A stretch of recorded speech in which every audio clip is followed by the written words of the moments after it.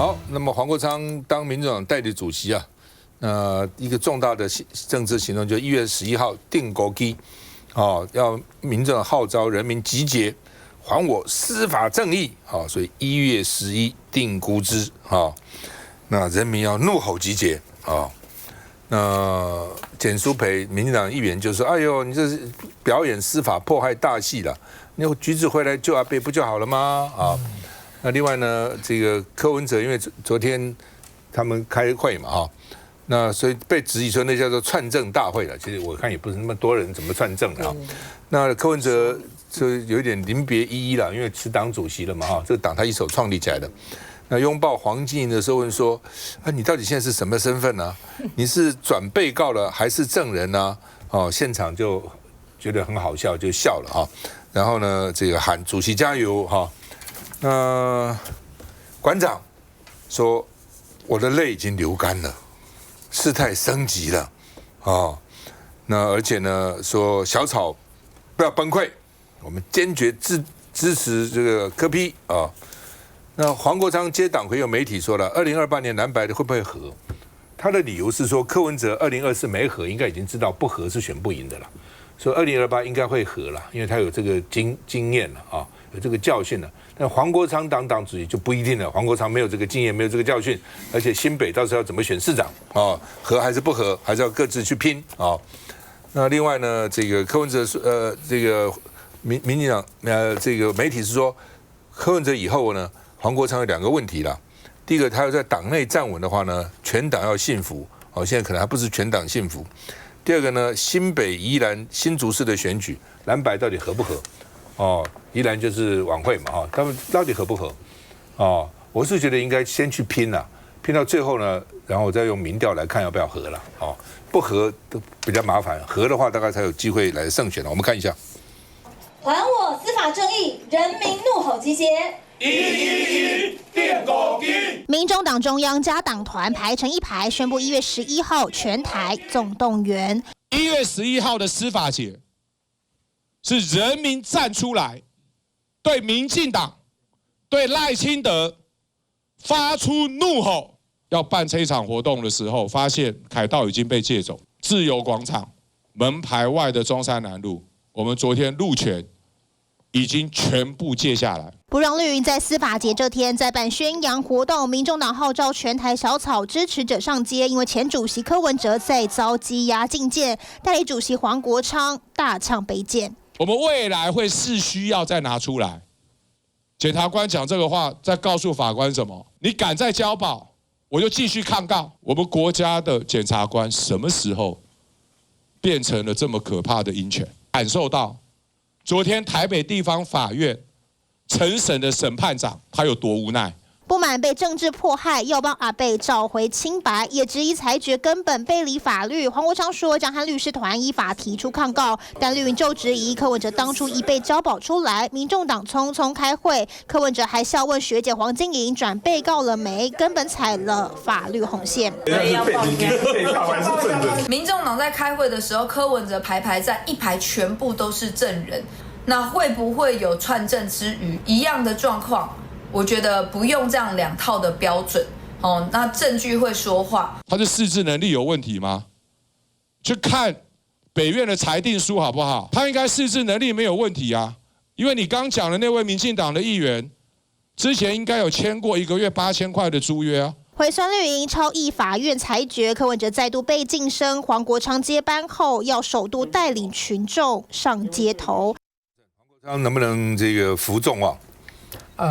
我觉得不是这个问题这样的问法，我觉得是民众党里头除了黄国昌跟晚会以外，其他都不行啊。你知道吗？晚会是因为坐在那边，我不得不把它放进去啊。晚会是用来陪绑的，不是？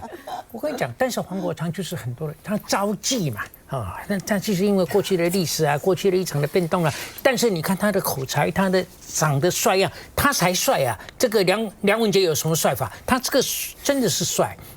而且他领导能力看起来也不错，但是现在在这个渺小跟迟浅的情况之下，他越是突出，越是领导有方，招妓越多，人家越不要他，所以他很麻烦的。但是我相信他的能力，他有一天你等着看，越接近2028，他的角色会越清楚。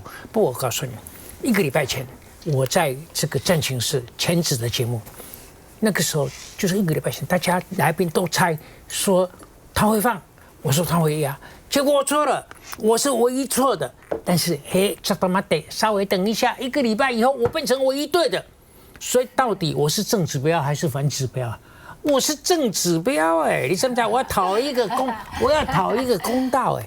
但是呢，现在因为演的不好看，像评剧的作坊潮好看，这个是作坊科几度来回几度攻防不好看。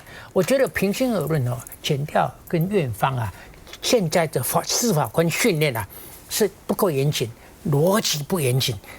写文章写得不好，还有呢没有办法浓缩到整个复杂的情节，变成让对方很短的时间内就完全了解。就是说，就是在文章上叫一刀毙命。你看这几次的攻防有新的情节吗？没有。倒是院方是忍受不了了，你就讲清楚嘛。每次又等到我要拨回更材以后，你才说有新的啊，其实也没有啊。你有新的话，你早讲嘛。这点我很奇怪。我本来以为这些重要事都写在起诉书里面，那都没有。结果弄了半天没有，就每次要发回，然后抗告，再说我一个这样抗告。你觉得他是故意吗？我觉得不是，这是基本训练不够啊。因为资料材料太多了，所以他在写的时候要浓缩到还是很多，所以漏这个漏那个。我很早就讲，我不同意你们刚才很多有关橘子的讲法，你们都讲橘子现在扛这么多罪名啊，是怎么样？我跟你讲，橘子简单讲一句，就是畏罪潜逃，他就是畏罪潜逃4个字。因为呢，没有一个人，包括柯太太都没有讲说你回来。都没讲说你回来啊！当然橘子有在看，现在这个要抓他了他现在变成这个样子的话，他现在我觉得很紧张啊。他要考虑自己的未来呢，还是要考虑某种程度救阿伯？所以呢，他回来也不是，不回来也不是，最后他会回来。现在问题是，他如果不回来的话，柯文哲现在在牢中啊，他不回来，我觉得。院方非常简单就不开议、不审理，就把它摆着或者偶尔被迫要稍微意思一下。我跟你讲，柯文哲只要橘子不回来，你这个老有的做的，而且是遥遥无尽期就不见天日的坐牢这橘子重要，你知不知？不是橘子回来不回来，是检察官们怀疑橘子走是柯文哲叫他走的，所以这才严重。检察官认为那个 Orange 走嘛。对不对？那柯文哲说不是 Orange 是 Arrange 嘛？你会相信吗？不，我觉得现在没有人叫他回来，这个才重要。不，这是畏罪潜逃嘛。你假如说是叫他走了，怎么会叫他回来呢？我已经叫你走了，我怎么叫你回来呢？情况我们还要看橘子到底角色是什么嘛？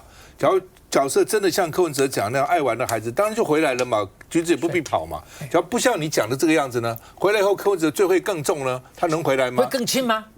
不会嘛。如果会更轻的话，他老早回来了。你现在就是会更重。你现在对，所以如果因为他回来会更重，所以他不要他回来嘛。道理简单，怎么叫他回来了？那后果就严重。橘子如果说他是好玩的小孩，在外面玩是要花钱的。难道他有钱吗？家里还不错。那一点不是重点。再不错，不是我的意思，我的意思就是说，在外面玩是要花钱的。你家财在万贯，一个人在外面，现在他回来的，扯到最后，如果真的有问题，会牵到个人的生命安全所以我是觉得橘子可能真是一个关键但是我自己也在看现在是当直接证据不够，是信者恒信，不信者恒不信状况就是如此。但当然到明年年底现在要讲明年年底就要选举了。这个事情一定会不断的吵，同时我还跟各位报告我们你看你有些媒体报道，还有好几个案子正在处理中。市议会的这个市政府的这个北市科好像4个是吧？还有雨果市场，还有南港展览馆那个案子，说还有3个案子4个北市科、雨果市场、台智光还有一个台之光现在比较清楚了，因为台之光跟柯文哲没有太多的关系了所以这3个大案还会吵到这个时候可能也正在做调查啊。所以我是觉得，因为橘子为什么这时候重要？因为橘子可能很多的金流到他那边就断掉了嘛，啊，他回来以后会证明这些金流到底有还是没有啊？这个是可能是案子目前呢检察官是抓不到的事情，这也凸显橘子的重要。只要橘子不回来，这个案子是不会结束的。王慧。我是觉得哦，大家纠结在橘子回不回来哦。昨天进论就已经告诉大家，这个剧本上面不管橘子，我跟你讲，就算橘子回来都问完了，柯文哲还是会被继续把他搞臭，又继续关在里面，因为就像刚刚讲的嘛，还很多个案子啊，所以呢，这件事情你让我们相信都没有任何的政治因素在里面，是真的说不过了。那刚刚那个嘉瑜特别讲过什么在怎么开了2个小时的闭门会议会有勾串，因为我们早就知道大家会这样说，录影的不是吗？全2个小时从头到尾那场会议我有参加。全部都是录音的哈。那一天柯文哲进来之后坐下来，开头就告诉所有的人，他坚持他要辞党主席，因为他说这个过程会非常的冗长，他自己也非常的知道。当然，所有的委员都会非常不舍，会慰留他嘛，毕竟他就是我们这个创党的这个党主席，到现在他那个精神还是在的。所以我觉得当天大家不管看到我们谁哭爆，我觉得爆头上，我觉得那是我们真的是人之常情。有人甚至讲说抱一起就可以勾串，我也真是觉得够了，因为摄影机是完全是对着还直播的哈。那我要讲了哈，我觉得在为什么会发起1月11号这个司法的这个活动？老实讲，这个过程的来来去去，不要讲小草了。我这2天哦，是从我卸任立委以来，收到来自各方讯息最多的1天1夜，大家都看不下去，不管他是蓝或绿或中间，很多来自不同领域的朋友都告诉我，他们觉得这样凶悍嘛。就是这样的一个办案方式，你怎么样让我前面有一段有讲，你要怎么样让人家信服？所以呢，我觉得从柯文哲辞职那一天开始，他现在开始要去面对他自己的相关的一个司法的一个流程。但我认为柯文哲他就变成一个精神在民众党的部分。那带黄国昌现在是代理党主席嘛？那当然那一天柯文哲，我觉得他讲了一个重点，接下来他也希望赶快改选党主席。那谁来当党主席？他只有说他希望是黄国昌做代理党主席哦，但是他说党主席的部分，他希望就交给党员的意志来做一个决定。也只有党员还是党员投票嘛。休息了再回来。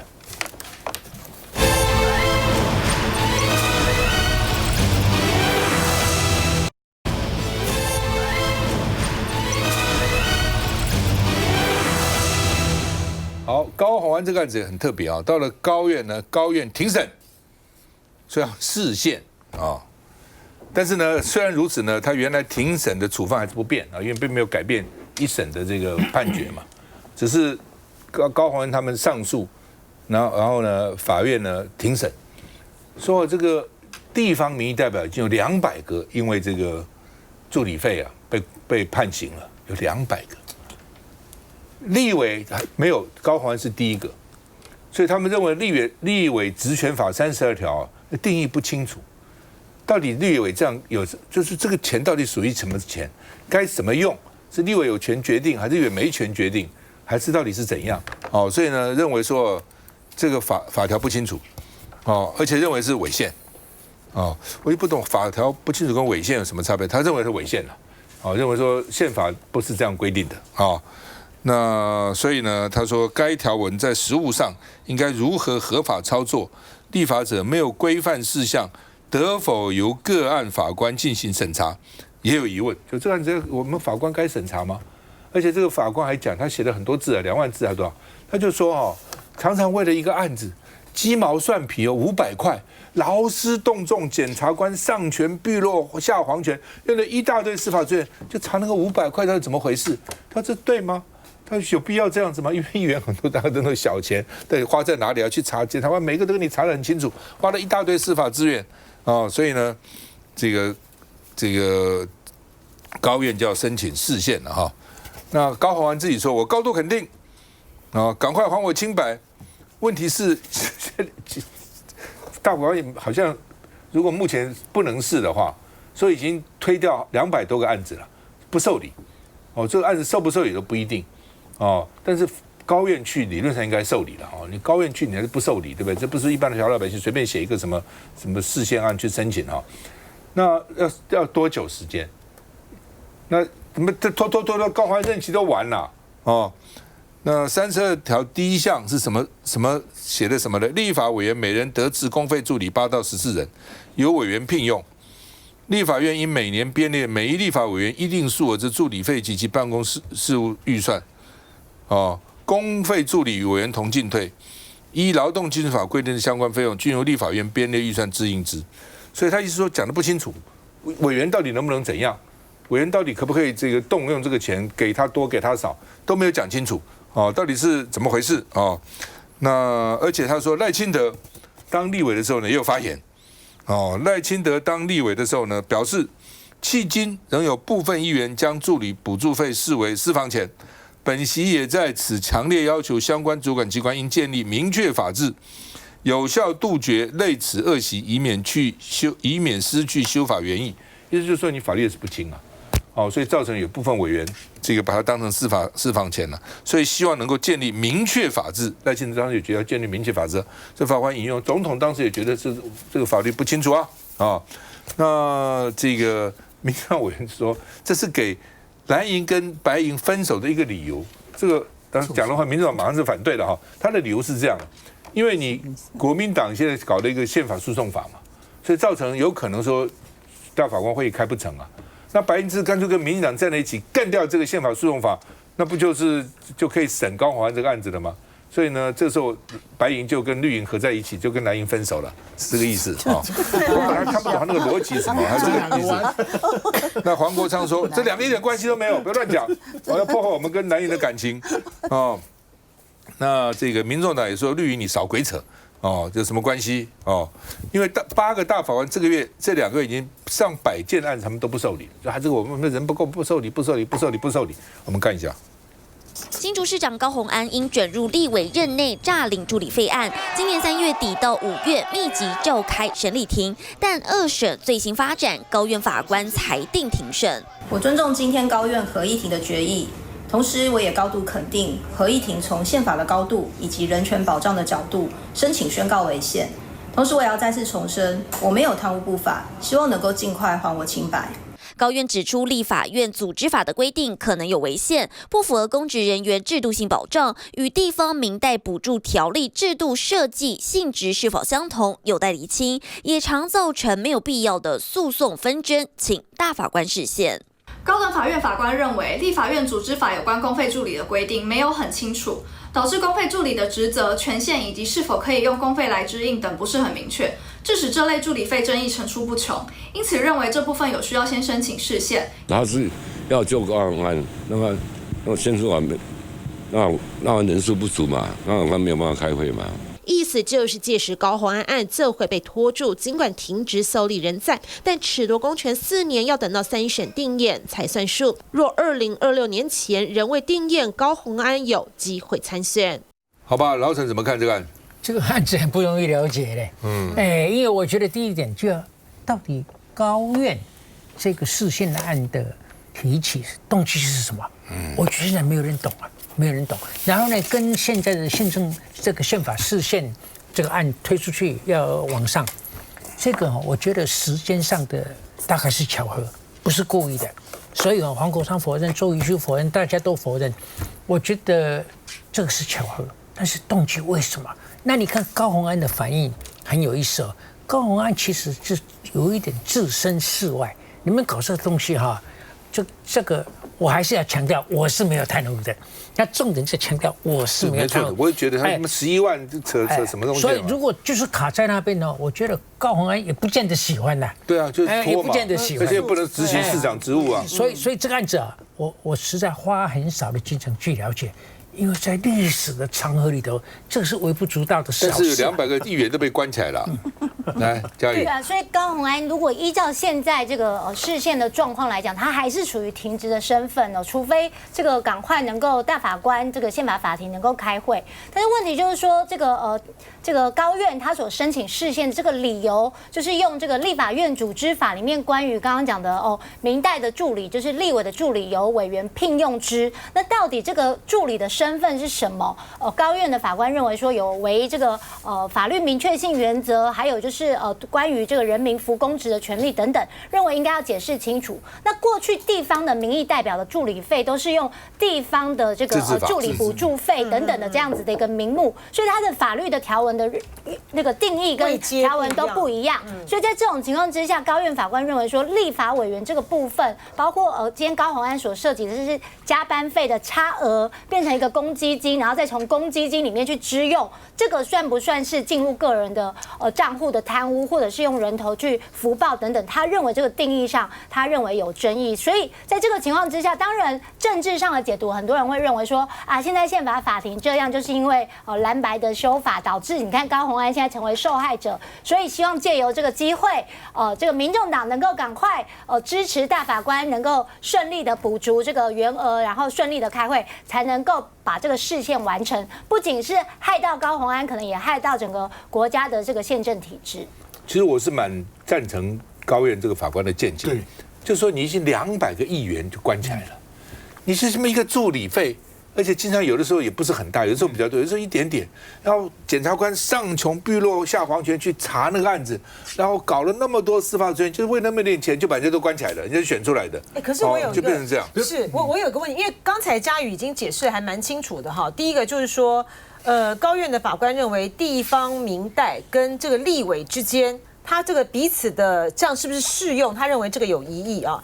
第二个就是说，立委的助理呢，是不是受到这个宪法第18条所谓的公务人员的保障的这个权利？然后第三个是说，立委他有没有权利在这个总额的助理费的情形之下自由的调度？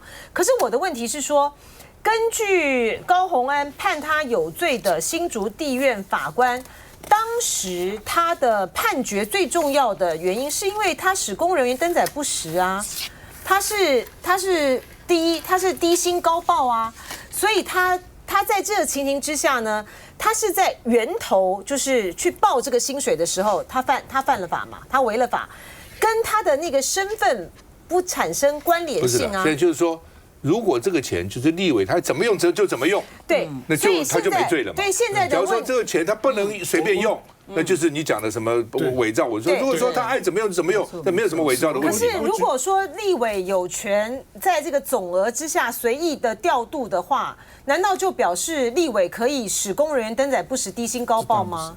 他也没有他低薪高报，他做成基金嘛。我举个最简单的例子，有一个这个议员啊，直辖市议员，他他把其中的一个助理费，他去给一个公关公司。那公关公司他给公关公司之后呢，他就是帮他去操作他的脸书啊、网络，就这样不行，这样因此被判刑。那这样的话就觉得这个到底为什么会判刑？因为他并没有把这钱放自己口袋，我只是聘了某一个行销公司的，比如说张思刚，他去做这个，他帮我去操作，这样也不行。所以我觉得这个部分的这个运用想不清楚了，不能用，只要他认定你有罪，基本上就很难脱罪啊。我觉得赖清德当时讲的没错，就是既然这么多人都牵涉到里面。那个法律要明确一点，到底这个钱怎么弄，到底什么叫可以的，什么叫不可以的？现在因为不清楚，所以议员就觉得我可以自己用啊，我可以怎么样啊，反正给我了，我就来怎么分配啊，等等，这边多一点，那边少一点啊，这边给服务费啊，那边给什么公关费啊，都不行。休息一下再回来。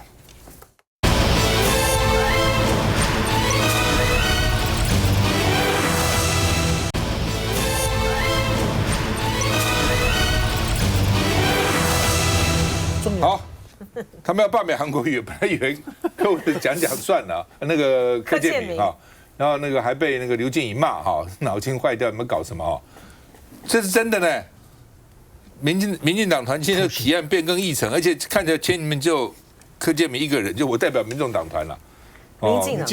民进党团到底有没有开会，我都怀疑，反正就提出来了，要把韩国瑜罢免掉，而且要把他们送到那个监察院去弹劾。包括这个韩国瑜啊，包括这个秘书长啊等等啊。好，那么主要原因就是说，因为立法院的选罢法及财政划分法暂缓移送了，只是先把宪法诉讼法移送，这两个先摆一下。蓝营是说怕他们又利用这个什么公告的空窗期呢，就宣告这两个法无效了，所以呢，就彼此这边算计哈。那民进党就说呢，韩国瑜呢这个当院长然后呢这个毁宪乱政，所以要罢免韩国瑜，但是要罢免不是那么容易啊，1/3委员提案，这民进党是够的，2/3通过怎么可能呢？但是呢，柯建铭意思说我管你的，我反正提就是了，我按照程序我就提嘛，那所以呢还要把韩国瑜、周万来两个召委陈玉珍啊这两个召委呢送到监察院去弹劾而且他说呢，立法院你们通过这3法，我们就来发动公投来解散国会，全面改选最快，要罢免什么都太慢了，干脆公投把你们统统干掉那这是赖清德讲的，用最大的民主来解决民主问题。傅昆萁说，柯建铭跟赖清德唱双簧，赖清德要请韩国瑜在到美国之前呢喝咖啡，柯建铭就要把他罢免，还要送监察院，你们在搞什么鬼啊？你们这不是唱双簧吗？那徐巧芯轰说，民进党要把国家搞到多乱，还不够乱吗？当家不闹事，你每天在闹事，还不到时候你拿什么成绩出来啊？几年以后呢，说赖清德的施政成绩没有，为什么呢？因为这立法院都没有通过好吧，这个宪法诉讼法他们行政院现在要复议了，1月2号行政院已经正式提出复议了，总统也核定了，就送到立法院去了。16号15天里面呢，立法院会要记名投票表决，半数以上立委同意就维持原决议，复议案就失败了然后1月25号总统10天里面需要公布宪法诉讼法，然后27号总统公布法律后第3天正式生效，但是呢，在你25公布3天，27号生效，1、2、3 25都算了，25、26、27，但是在25到26日之间，这个时候呢可以提释宪暂时处分，把你们都干掉他们想的就是这个东西。我们看一下，非罢免韩国瑜不可，因为他违法违宪，今天会列入公报会列入公报接下去当然对于相关议事人员、公务人员，包括韩国瑜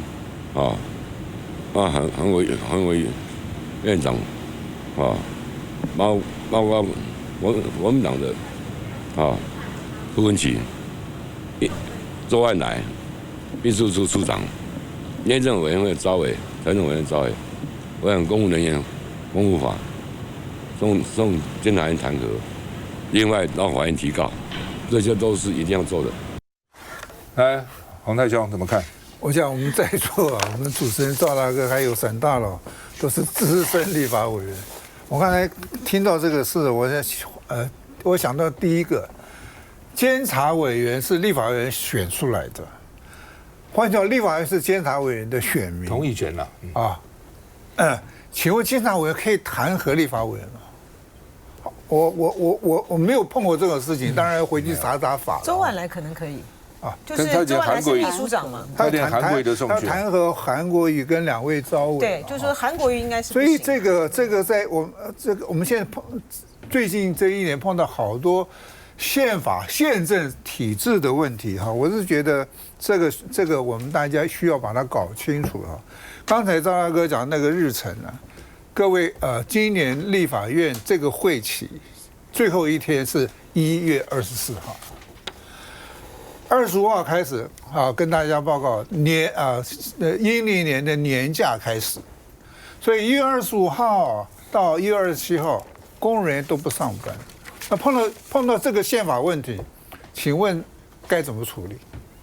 公务员不上班，算不算是工作日？所以我们有太多的问题。还有一个更严肃的，今天是礼拜五，在3个礼拜就15天的院会。这个会期就结束了，现在预算还没有处理总预算还没有处理，请问总预算没有处理的话，是不是除了公务人员的薪水以外，其他的通通不能动？统统不能执行就跟美国国会一样。这个所以这个里面有太多的问题。其实我倒是建议啊，朝野需要坐下来好好谈谈，国家要去运作的，人民不希望看到政府是乱的。老沈怎么样？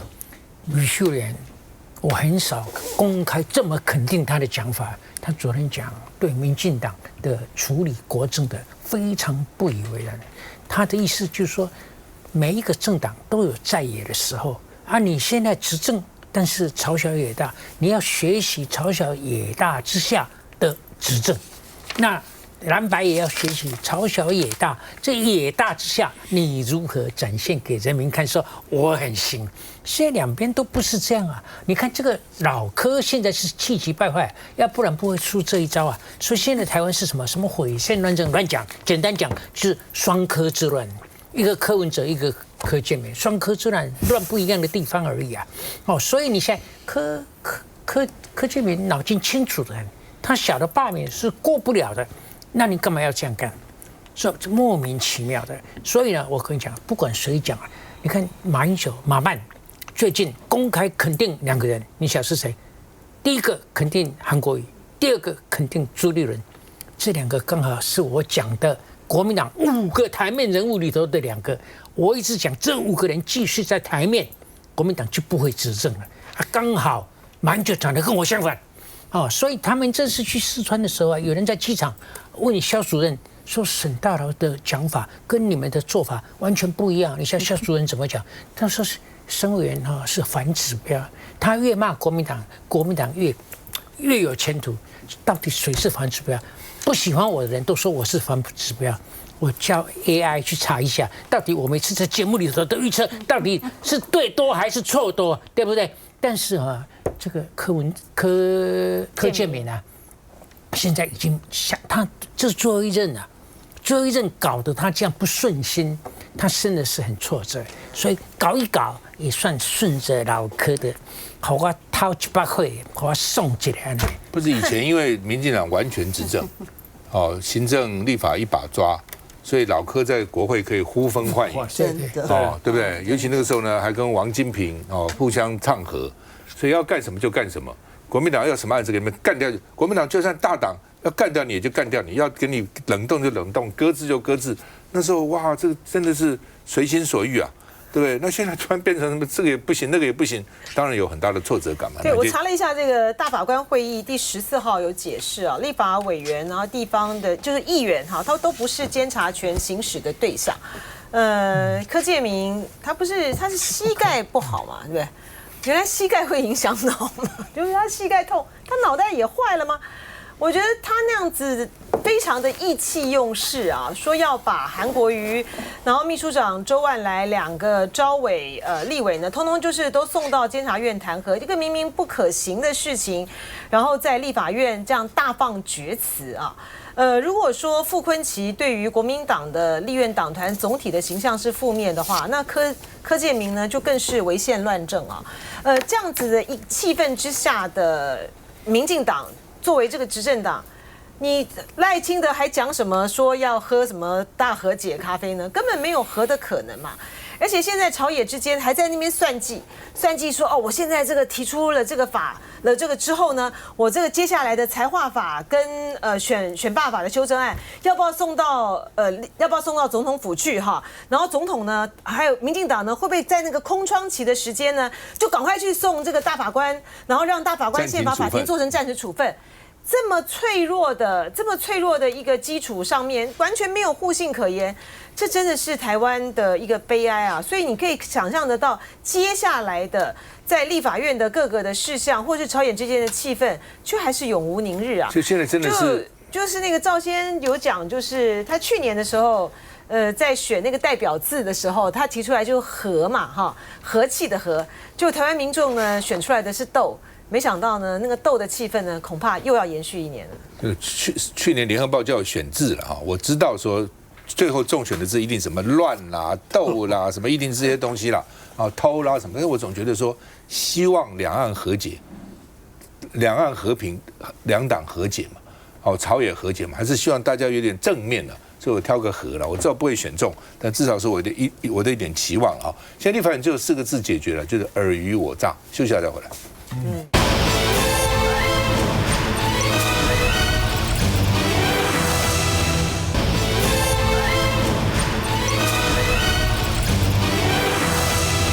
好，速发部被笑了，说他是组织一个叫打扫国家队，然后要打诈嘛，对不对？因为他的速发部编制261个人，居然有58个清洁工，所以民众党团就说啊，不能自己保持干净，还要那么多清洁工吗？那速发部说我没有那么多清洁工，我在想说他可能有些就用清洁工的名义占缺了啊。对啊，很多机构都用工友搞一大堆，其实没有那么多工友，就让他做别的事情。那这不应该，一个新的部会，你有多少人就编多少人嘛，哈，那不是一个老的部会哈。然后呢，说他这个3903万聘58个清洁工，平均一算一下，平均5.6万，清洁工拿那么多钱吗？那速发部说，我们只有5个清洁工，没有58个清洁工，而且呢，每个人只有3万多块，也没有5万多块，等等等等啊。那所以呢，这个国民党就说你乱用预算只有雇5个清洁工，我砍你3600万，那你编那么多清洁费用干什么啊？而且他的出国交流费呢，也编了2220万，也是部会里面前5名，那人并不多嘛，所以罗志祥应该砍1000万，应该冻结80%哈。那另外呢，这个沈伯洋说他只拿过政府5万块，徐巧芯就说你黑熊学园去年拿外交部100万预算呢，就你没有当立委之前，赶快去申请预算啊。而且呢，113年1月，就去年的1月，沈伯洋应该知道他要担任民进党不分区立委了，还提说我当时不是立委了，我在立委就任前就拿了100万的补助，现在说我只申请了5万啊等等哈。那徐巧芯说呢，这个媒体宣导费，而且集中在特定的业者所以应该要删除媒体宣传费啦都编很多了。你看这个114年4500万。推展费1亿8000万，合计就2亿多那而且每年都增加，就今年比去年又增加了53%，去年比前年又增加了57%，都是几亿这样子哈。那罗廷伟也说呢，你这个公帑去养绿营的媒体这个这么多钱三立跟民视占最多三立就分了6亿多，民视分了5亿多这2个就分掉大部分的钱。我们看一下。这也是数位发展部在台北市的办公大楼。不过，民众党立委质疑编列了将近4000万的预算，却请了58名的清洁工。大酸数发部真的是又干净又香。强要配会，数位部就是民族清洁部，编列预算腐编、乱编、不实际。痛批太离谱，数发部员工总共261人，有58个清洁工，平均每4.5人就有1个人帮打扫。不过数发部声明喊冤，58个人里面只有5个清洁工，警卫有8人，驾驶7人，机电保养维修2人，文书事务工作28人，其他人力8个人，不是58人都是清洁工。民众党看到欧亚的亏钱，没有仔细去了解预算内容。我们审预算时，数发部都有说明得很清楚。摊开预算书，上头确实没细节，只写清洁。而民众党认为这夸张的预算只是其中之一，奖补助款1年13亿，其中民主网络连结创新要价6亿300万。什么是民主网络的连结与创新？要搞6亿，数位韧性的应用与强化编5亿，健全政府数位服务基础编1.7亿。其他的我就不念了。痛批数发部花钱不手软，那么民众党砍预算也不会心软。题目也是可以。来，这个嘉宇怎么看？速发部，我觉得速发部当初成立的时候，大家对他期待真的是非常的高，最主要的期待就是希望他能够扮演这个打诈的角色。可是呢，大家反而关注的是他的预算，因为一直以来从过去包括租这个星光大楼的这个台北车站前的办公室的装潢、租金等等的争议，那是我在当立委的时候也质疑过，这些部分其实变成数发部的焦点，可是大家所要看到的，包括打诈的成效等等，却是在媒体上没有看到，所以我才会有这么大的落差。大家认为说数发部有这么多的经费跟资源，花钱大手大脚，可是要你拿出成效的部分，却是成效不彰这个才是目前数发部最大的问题。王慧。我今天给大家看一个，这个叫做这个内政部自己成立的，叫165打诈仪表板，这每天都会更新，随时更新哈。今天被诈骗的金额超过3亿，很多，每天都很多。3.6362亿，在这个 moment 哈。所以呢，刚刚嘉瑜讲，这数发部确实是过去不管是我们在做立委的期间，或是到现在，很多的立委都非常关心。那既然这么关心呢，你还可以这样棒爸爸哈，就完全不上心，可以把一个所谓的这个人事费用，你就这样轻的就写一个清洁费相关的细节都没有。然后还有这个绿营的立委出来互说你自己怎么跨的欧阳怕钱，拜托你现在你这可见你们不把钱当钱。但是我要讲，在财划法里面，当这个财划法通过之后，希望中央把一些部分的钱拨到地方来做使用的时候，中央是怎么讲的呢？他马上说我们这边的妇女的什么钱不能发啦，我们给这个青年的这个租屋补助不能发啦。这些钱真该好好用的时候好好用，那些钱剩下来的整理好，还有很多钱是给地方可以好好来做使用的啦。最后，今天民众党党团特别开记者会有讲因为现在第一轮的这个委员会的这个审查都已经结束了，看起来各委员会的这个委员们都还算客气。第二轮启动党团的这个预算的这个审查机制的时候，我们希望可以在一些重点的一个部会的一个不合理的预算来把它好好砍一砍。我觉得数发部过去几年引起很多的纷争呐，像过去指出，他在一般上班时候有1/3的人在国外考察，全办公室有1/3在国外考察，基本上你这数发部是个旅行社嘛，每天就办那个员工到处考察有什么成果呢？没有啊。你怎么打诈也好，或是让这个国内相关的产业怎么提升，也没看到你拿出什么了不起的政策出来。所以然后还有这个装潢办公室，都是超过1坪，这是个天价。所以你这数发部给人感觉就是一个很一个我不需要这种冗长的一个单位。你再加上很多的部会事实上都外包，其实这是司空见惯的事情。但是至少你连乡镇施工都会想好，我是什么机电多少外包，2个人外包，然后的司机多少外包，轻的外包，你写得清楚一点，这很难吗？所以我觉得数发部本身，我觉得这就是工作习惯的关系。过去长官不要求，反正民进党执政稀里糊涂就过了，但是真的碰到要仔细去看的时候，就是漏洞百出。我本来觉得数发部很新嘛那人应该脑筋比较清楚，而且数位发展，他讲那个数字很清楚嘛，怎么会一个清洁包括那么多的几十个人呢？这个很奇怪。你晓得我当立委的时候，最轰轰烈烈的事情就是要修行政院组织法，要把8大部级大会要把它缩编，你知道吗？现在忽然之间越来越多，包括数发部，还有将来马上要有的体育部都没有经过讨论，忽然间哇爆起来，我们当年要把它缩的，好像都是白费功夫了。那我请大家想想看，这个是新的数发部。你能够把它跟打诈联想在一起吗？为什么 digital development 是打诈？我再怎么想都是想不起来。还有呢，它另外一个困难就是没有办法把正式的编制人员填满，找不到人。然后呢，就找到的人呢，尽量去履行。然后现在又把这个5个编制的清洁工变成58个，这个你就不客气的，国会既然是多数的，就把它通通预算砍掉，看看他怎么做。在一般我们的公务员的编制名额是有规定的，编制名额之外，我们就用约聘雇。至于像约聘雇里面有司机技工工友，那都属于约聘雇里面的它跟一般的公务员有一样的地方，也有不一样的地方。至于这种清洁各位回想，立法院怎么样，都是外包嘛。立法院你不能用约聘雇来去请这些人，都是用外包。